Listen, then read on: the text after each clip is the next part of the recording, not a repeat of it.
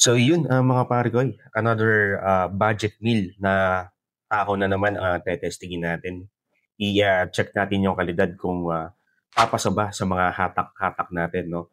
So 20 ounce yung timbang, naka-Unilock, 12.5 mm na tip. Tapos ganito naman ang itsura ng bag natin, no? Grabe, napaka-premium. Tapos may kasama na rin yung mga freebies, no? Yung mga tip, visa, gloves, tapos basahan. Ayun, hatak test tayo. Grabe. Kung mapansin ninyo, napakahina ng tira natin dyan, no?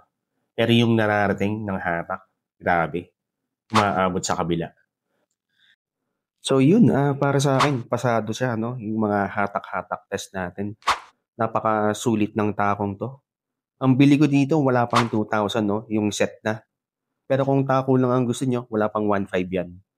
So kung beginner ka, naghahanap ka ng budget queue, maglalagay ako ng link dyan sa comment box at maglalagay naman ako ng link dyan sa Yellow Basket kung nasa TikTok kayo. Limited stocks lang to kaya bilisan nyo. Check out na kayo. Thank you.